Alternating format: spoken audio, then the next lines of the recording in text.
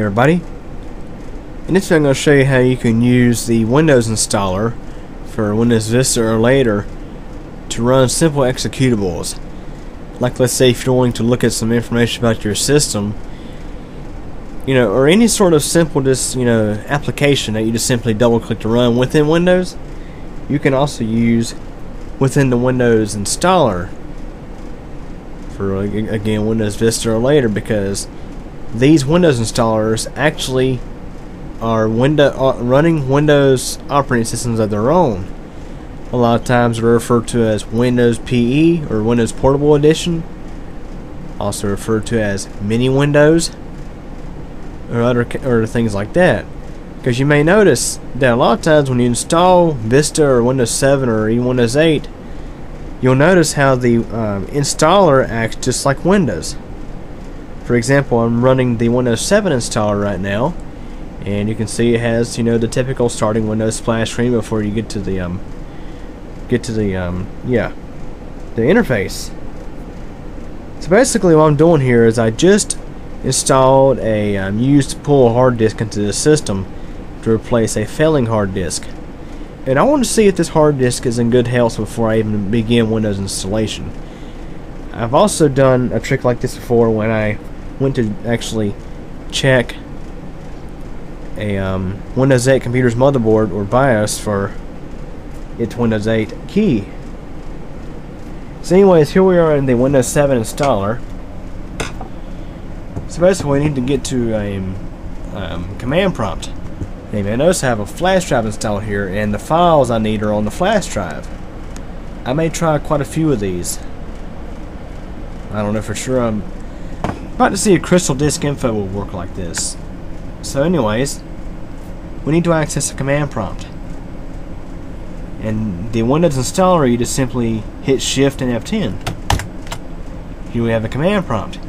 Here you can run things like disk part and stuff like that. So anyways, one thing I've noticed is that the CD or change directory command does not work.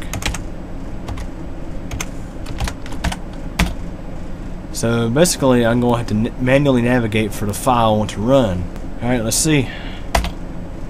Cannot find the path specified. Let me double check. See, the thing is, you can't run a directory on this. You can't change directory, you can't just run a directory to see everything. So let me plug the flash drive into the computer and make sure I'm typing everything correctly.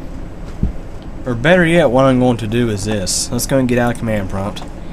And let's say we want to start installing Windows 7.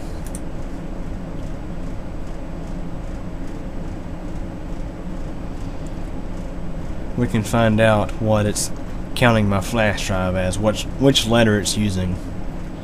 Commonly it's C, but I just want to double check and be sure. You'll click on load driver and then you click browse. Okay, Lexar is actually F today because it sees partitions on the drive. So again, we'll go ahead and do Shift F10. Now let's try it under F.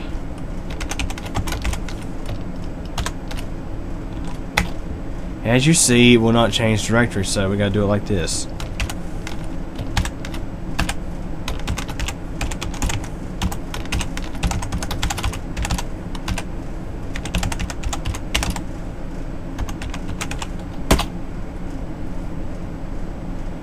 And let's see if Crystal Disk Info will run. That it will. As you can see, I am running a simple executable within Windows installer, and it says that our Samsung 200 gigabyte hard drive is in perfect condition. Has less than just about 7,300 power on hours. That's less than the drives in mid-tower Lux have. Not bad for a drive that's for a hard drive here that is like, I'd say 8 years old. This Samsung drive here is in very good condition. So what I'm going to do here is I'm going to try some few other utilities. Just out of curiosity to see what works and what doesn't. Now it's thinking like this. Let's say you have a hard disk in your system and you want to access files on it. You could you could actually do something like that here. You can, I mean, you could at least run them, but let's say I want to run CPU Z. That's gonna be hard to remember. CPU-Z underscore 1.69-EN.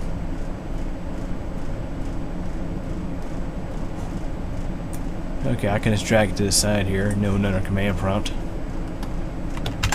Let's see if we can run CPU-Z within here. In here.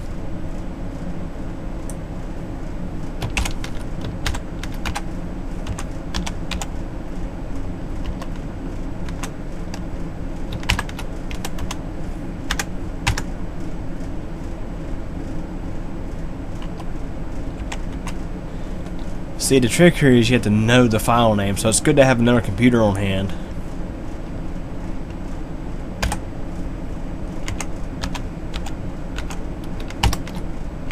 See if I get it right.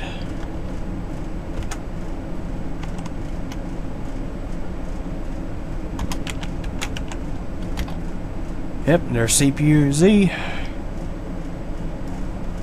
And as you can see, we can actually access CPU-Z from within the Windows installer. It shows that our CPU is a Pentium D820 processor. There's your motherboard. 2 gigs of RAM installed. Crappy Intel graphics from who knows when. So that's another example of running something within, within Windows installer. Now let's see if we can find anything else. Actually, I'm going to end it here because we pretty much you get the idea that you can run simple executable applications from within the Windows installer. Like, let's say if you want to test the stability of a system before you install Windows. If you have Prime 95 on your flash drive, you could do something like that here.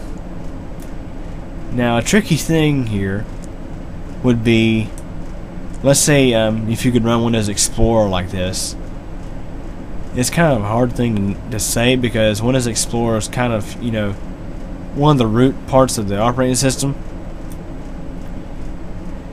But then again, you don't know for sure.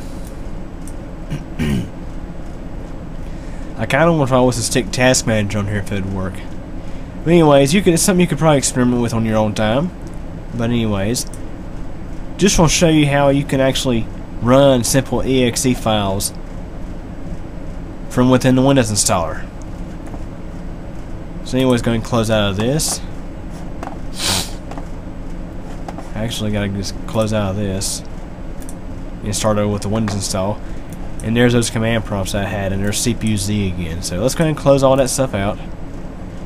So as you can see, we have just a simple, running Windows OS here that actually works as a Windows installer.